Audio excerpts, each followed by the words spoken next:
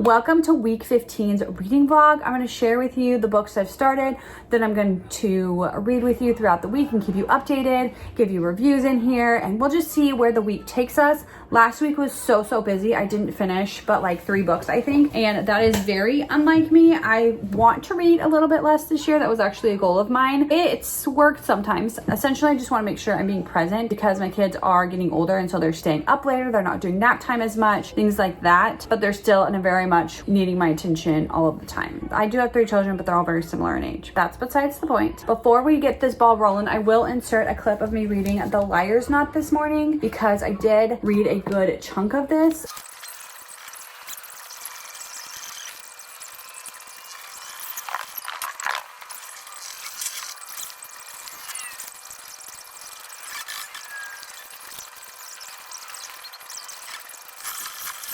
Started on page 160 today at 23% of the way through. I'm trying to read 30 pages a day. I would love to read 60 pages a day because it is a very hefty book at 630 pages. Again, I love to read 60 pages, but I just read it in the mornings, and so that just depends on how much time I have and how much focus I have. And I got to page 214 this morning, so I'm very excited about that. Don't think I'm gonna get it done this week, but we are just trekking along on this. This is the second book in the Rick and Rose trilogy. One of the ebooks I started yesterday was 1,000 Splendid Suns by Khaled Hosseini. This is one of the 25 books I want to read in 2025. This author also wrote The Kite Runner, if you have heard of that. This book takes place in the Middle East, but is about a girl. She is 15. She is an illegitimate daughter of a very popular, famous, rich person in their city, and this man already had 3 wives, and so when he got the maid pregnant, it didn't go well, and so he's been taking care of them and kind of visiting a couple hours a week, but she wanted more and ended up trying to spend more time with him. And during that time, her mom passed away. So now she is living at his house. Is starting to understand some of the things her mom told her that she didn't believe or want to understand before. So that's where I'm at. We will see where it takes us. I had friends growing up from the Middle East and who are Muslim, and so I very much, even though I'm not from that culture, understand that culture in a sense of like being a best friend to people. The audiobook I'm listening to is First Time Caller by BK Borison. I will say my audiobook is due in 2 days, and so if I don't finish this book, I also have the ebook, which is what I started reading. I got like 10% into it. My last reading vlog kind of explains it, but I had a lot of audiobooks that were all due at one time, and so this just happened to be the 3rd audiobook that was due. And so when I finished the other 2 audiobooks, I started listening to this one, and I'm now about 24% of the way through. It is about a radio host whose ratings are going down, and he doesn't seem to really believe in love and really excited about his job because he gives love advice. And one day a 12-year-old girl calls in about her mom, and her mom ends up coming in on the call. That segment ends up blowing up, and so everyone's very excited about it, and the mom is offered to come share her story, get advice on the show. Her like family that she's made, I really like. Yes, I'm 24% of the way through. I know where it's going, but so far it's been really fun. The next book is the ebook I read during my like Bible study quiet time in the morning, and that is Jesus, the One, the Only by Beth Moore. I am 40% of the way through.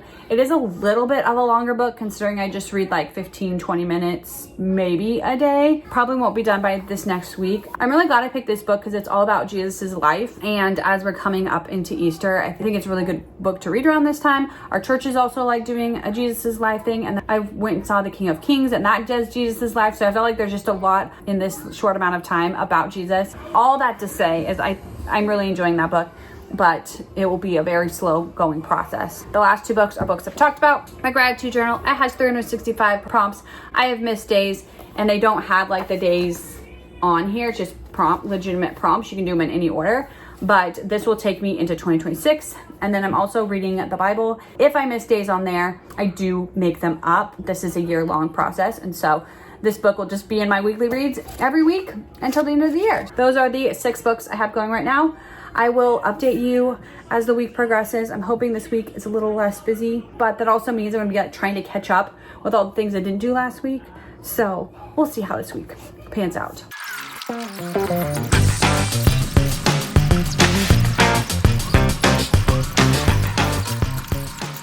So I have an unexpected like 30 minutes at home by myself. This never happens. And so I'm gonna take advantage of it and read a little bit. I'm reading 10,000 Splendid Suns. I'm making myself a snack, so I'm gonna have to get up and down a little bit. So I'm not gonna like time it, but I am 42% of the way done with this book on page 162. I would love to finish this book today. I don't know if that's a possibility. We'll have to see this evening. I think I'll have some time to read and the kids can just play outside, but we shall see. Either way, I'm gonna take advantage of this 30 minutes. I'm on page 161, but chapter 26.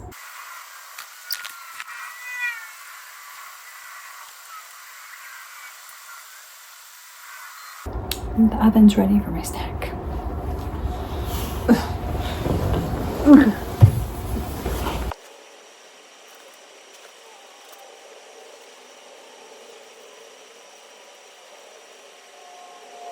I love it when the name of the book is in the book and we just quoted it.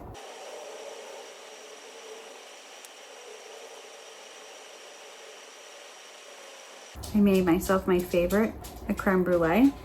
We got this at Sam's, so I'm really curious to see if it's any good. Creme brulee normally is like my favorite dessert. Obviously, it's a little bit harder of a dessert to make, so I don't make it very often. We have made it in the past, but I absolutely love it. When we go on cruises, I get a creme brulee every night because I love them so much. So we're gonna see if that's any good. I'm gonna give it a little bit to cool down.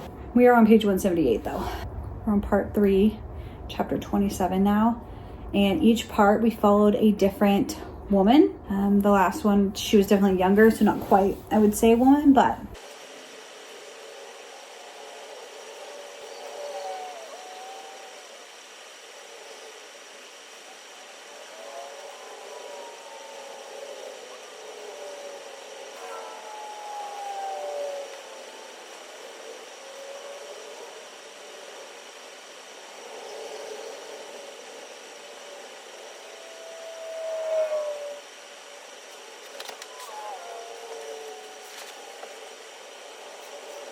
it is April 16th, by the way. I got to page 189. I might read a little bit more, but I'm gonna eat my snack as I do, and I will check in with you all later. I did finish an audiobook on my way home from one of my kids' field trips, so we'll talk about that one later. It was First Time Caller by B.K. Borison. Yeah, I really enjoyed it, and I started listening to Can Play by Ali Hazelwood right after that. It's a little novella, I think, because it's only 4 hours audiobook. I think we'll probably end up finishing that one tomorrow, but I'll probably do a review for both of those books, I think, tomorrow. We'll see. I need to get back organized. I feel very all over the place with this because I've been working on getting videos for this week up. And anywho, eating snack time.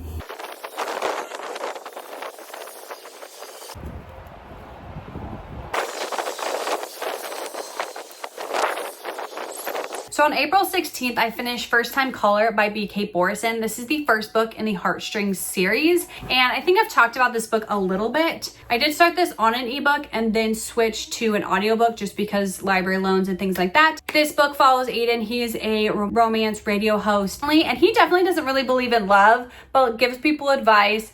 One night, a girl calls in about her mom and her love life. Her mom comes in during the call, Lucy, and is very mortified this is happening. But Lucy ends up going on the radio show and they're gonna find love for her. She's built this little family and she's pretty content, but definitely is open to love and wants that magic. And then there's Aiden, who is very closed off to love based on his past.